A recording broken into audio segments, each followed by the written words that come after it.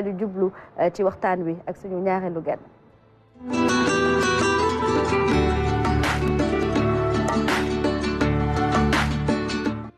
Docteur Papa Samba Dieye Aziz. waaw muy directeur bu centre des opérations d'urgence sanitaire di COUS. docteur Sénégal da doon gérer ñetti épidémie muy mpox boole ci it fièvre vallée du Rift ak dengue tey ji fan ngeen toll ci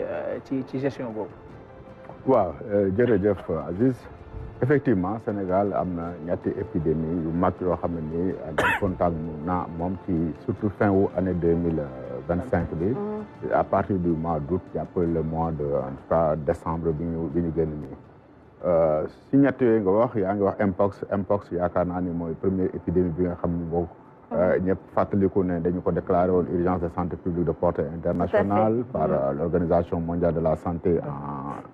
2014 en 2024 excusez-moi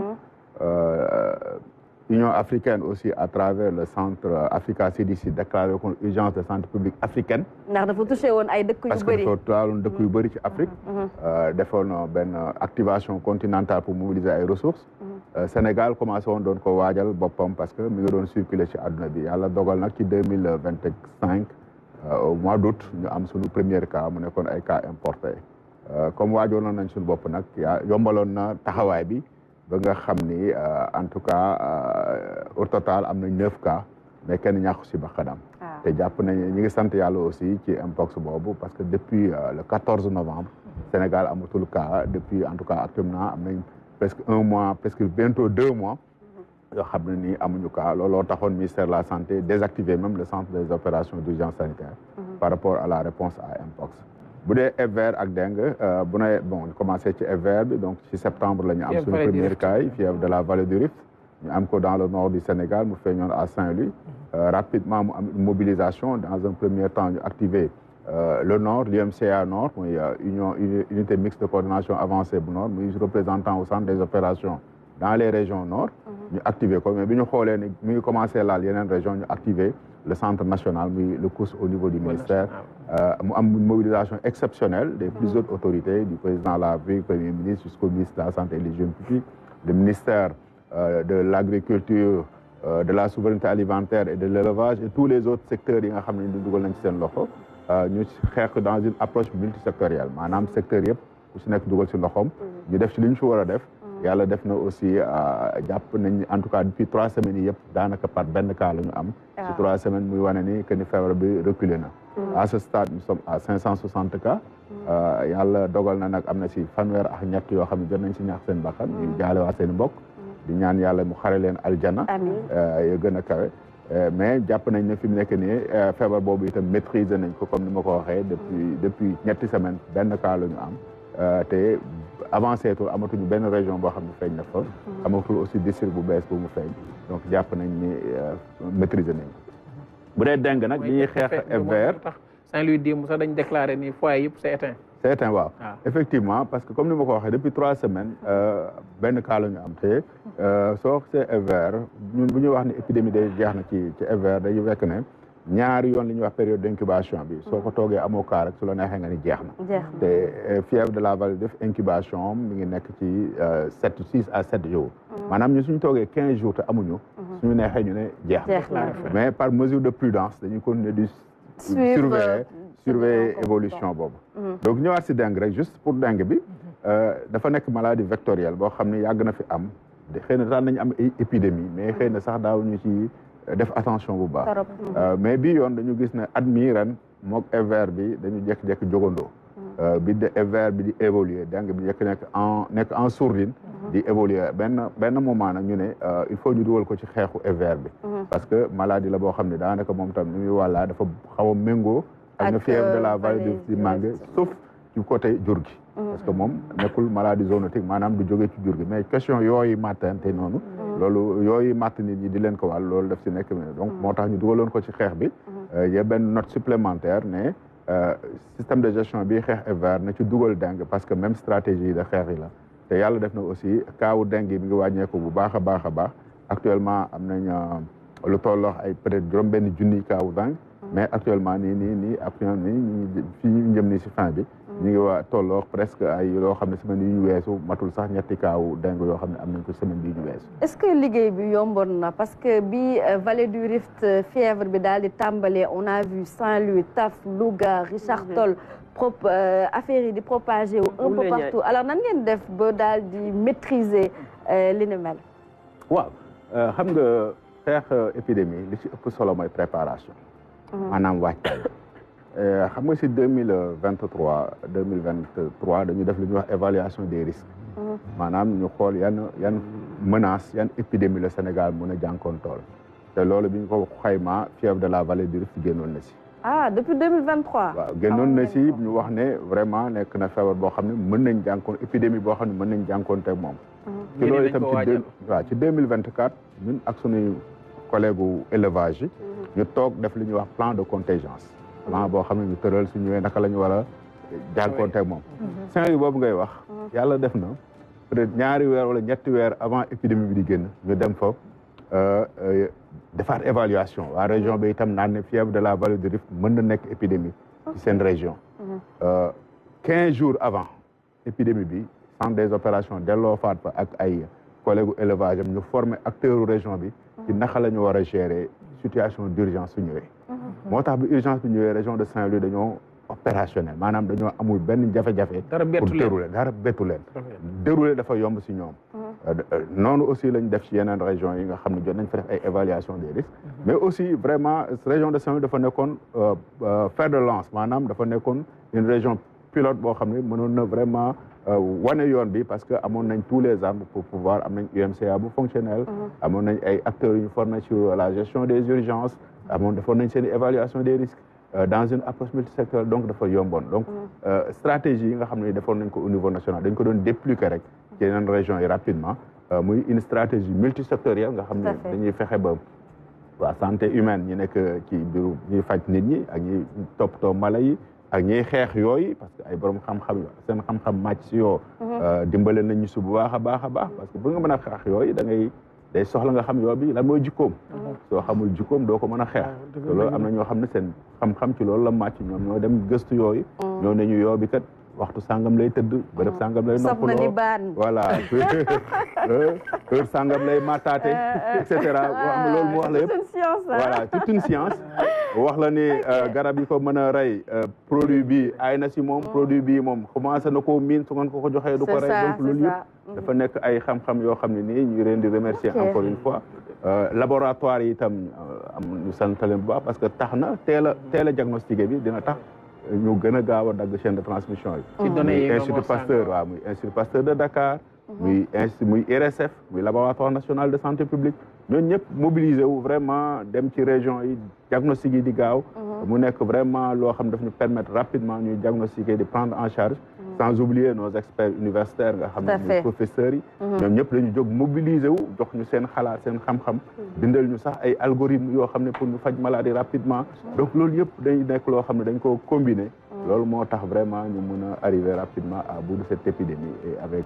des résultats transparents. COUS tamit am ci liggéey bu am solo boole ceeg ànd ceeg ministère de la santé. waaw xam nga COUS moom structure ministère de la santé la boo xam ne rôle am mooy coordonner loolu yëpp. rôle am mooy fexe ba fu borom xam-xam ne nga dugal ko si xeex bi. mooy waajal structure opérationnelle voilà bàyyi voilà. ñun lu ñu sunu rôle rek mooy fexe dajale borom xam-xam yëpp dajale moyens yëpp dajale ressources yëpp muy ressources humaines muy ressources financières ñu wuti ko muy ressources technologiques ay plateformes numériques et cetera loolu yëpp ñu wut ko mettre ko à la disposition des acteurs mais xeex bi acteurs yi ñoom ñoo nekkoon si kanam muy acteurs locaux yi muy ñi nga xam ne sans oublier aussi les acteurs communautaires mu nga xam ne aussi vraiment ñu fay nañ ci muy bàjjenu gox yi muy relais yi muy association éleveurs yi donc ñooñu ñëpp ku ci nekk vraiment région yi ak district capacité leen jox leen ay xam-xam donc rôle COUS moom vraiment du rôle boo xam ne coordonné maanaam fexe ba lépp loo xam ne soxla nañ ko pour mën a jàngantoog kii bi ñu dajale ko muy ay borom xam-xam muy ay xam-xam yoo xam ne science yoo xam ne soxla nañ ko muy ay technologie muy ay moyens humains ay moyens logistiques donc dañu dajale loolu yëpp mettre ko à la disposition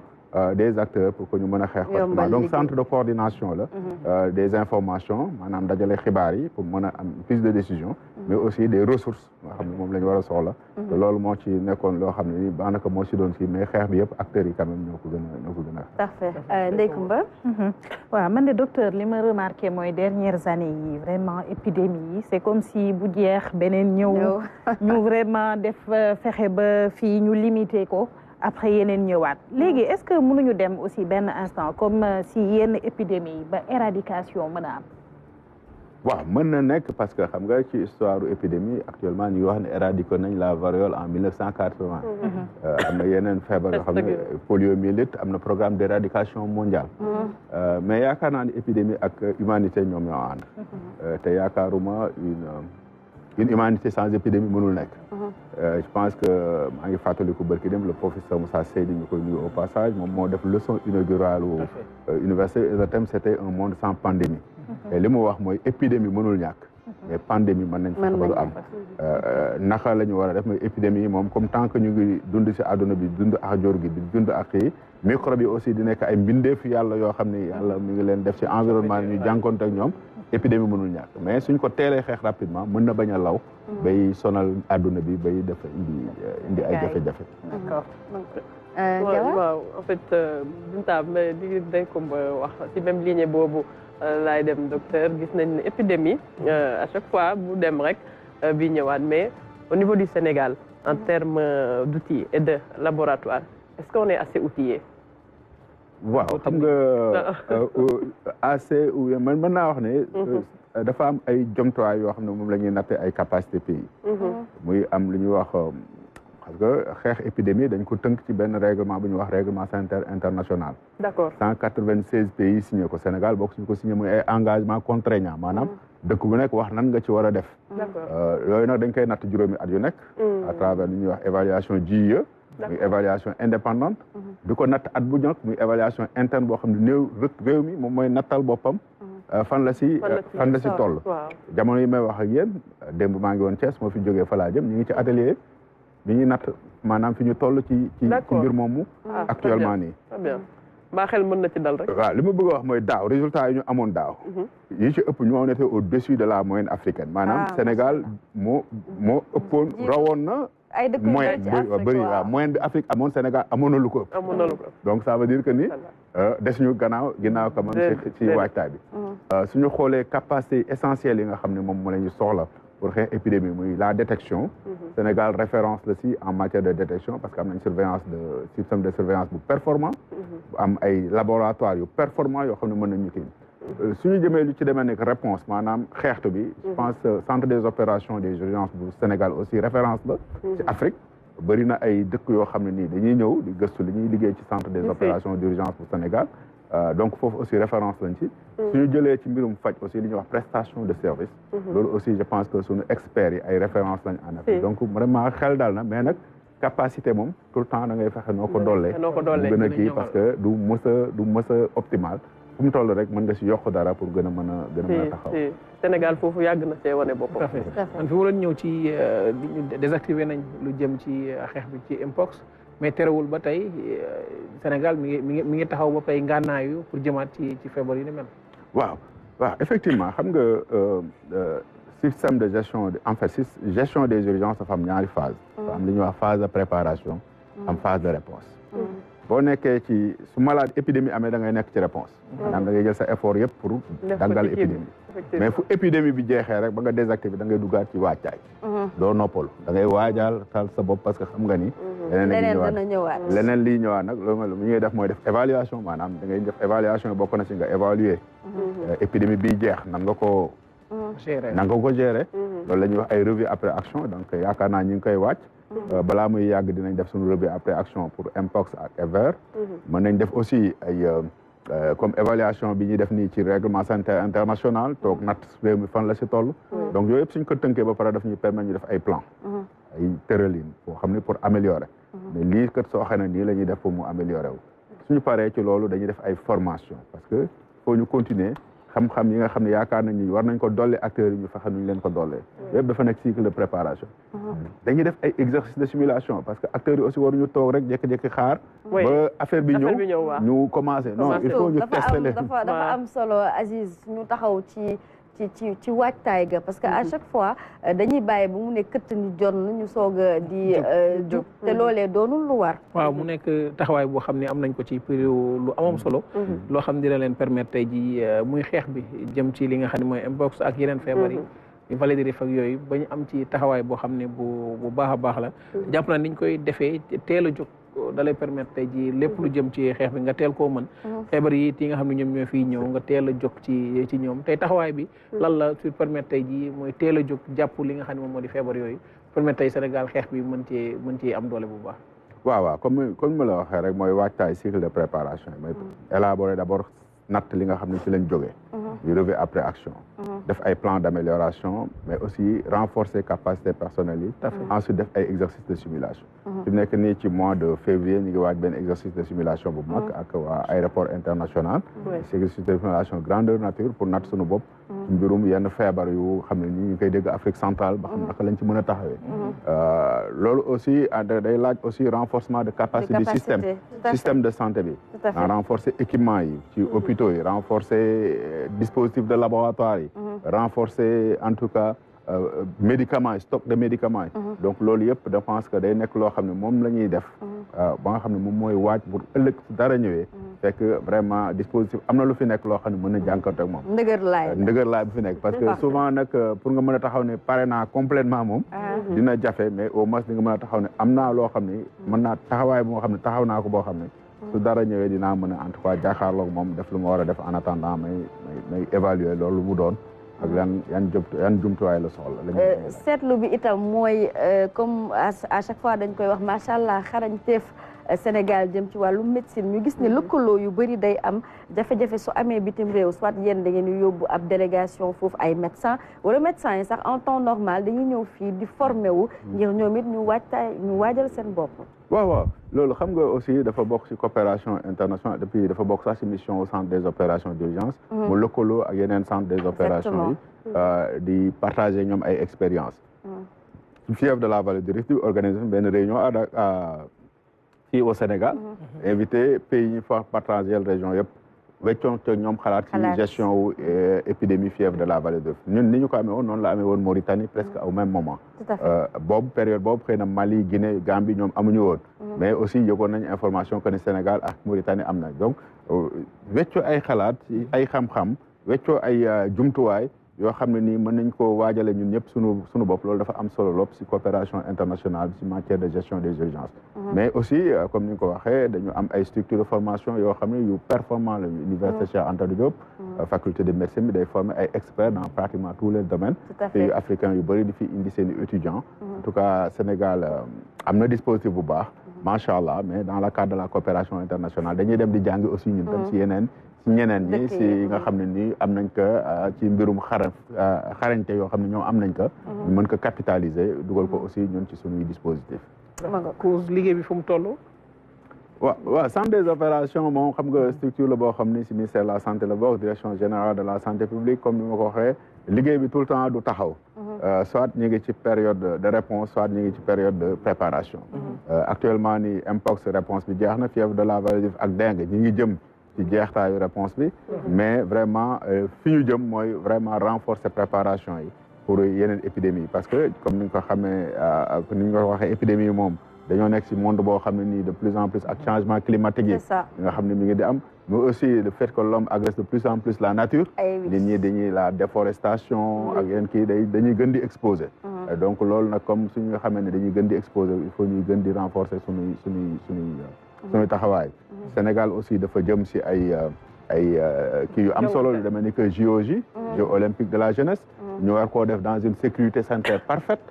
avec un dispositif de prévention des épidémies qui a bien fonctionné là aussi je pense que le centre des opérations mi ngi ciy liggéey ak kuréel gi ministère de la santé taxawal ñu nekk en collaboration avec le comité olympique di vraiment waajal aussi événement yooyu nga xam ne day ñëw ñu war ko def dans un cadre sans épidémie et sans risque majeur de c'est important et même laata sax JOJ ñooñu dëgmal l'appel de Seydina Limamou Laye il y a d'autres beaucoup d'événements yi nga xamante ne ñooñu koy dëgmal fii ci réew mi en tout cas sant nañ la gërëm la docteur Papa Samba Dieye luy doon sa kàddu gu mujj waaw di sant ñëpp di leen sant bu baax si invitation bi.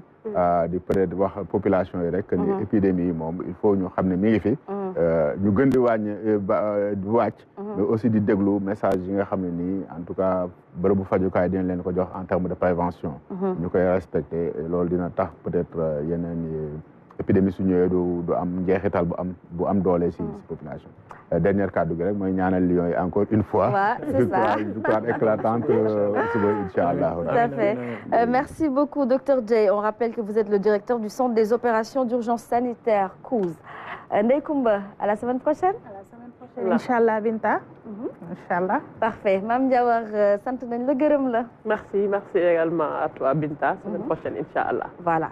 pour un autre ouvrage, c'est bien ça. Voilà. Alors Aziz, tey conférence de presse. dañuy def conférence de presse au Sénégal ak tamit bu Égypte. Après nag ñu daal dem ci village ba waajal plateau bi nga xam ne nañ fa am jëm ci def bilan wu quart de finale yi. ak perspective yi jëm ci demi-finale yi di joxe rek sën sa yaat mulo. sën sa. moo xam naa franc xam naa moo joxewul information moom dina ma tey ndax neen dafa am séance gratuite bu yoga bu ñuy amal jeudi 15 janvier 18h jotee ci direction maître Khan nekk nag grand maître de yoga Oshima Bido Center ca Sacré-Cœur 3 montagne en face Liberté 6 derrière école Woré mu nekk lay école Marif nee na nag âge yëpp lañ ko ubbil waaw nee na daal maître Khan ne nañ ko invité Kénkeliba loolu la sën see wax foog mu ñëw parce que joxe ordre bu dajeeg yow bu la nuyoo def kii sa loxo pour fañ la ñëw ma ko sën see kay dañ joxe rek da ciy baax ñu gën a xam sax lu yoga parce que c'est la tendance dernièrement voilà pilates surtout voilà jamono ji moo nekk voilà sur les réseaux tout ça les gens en parlent mais dañ ci dikk inchallah ni mu gën a yaatoo ci seen matinale sama tailleur bi rek Baye Demba ñawal na la nag machallah Malika la nekk Baye Demba Malika la nekk di ko gërëm bu baax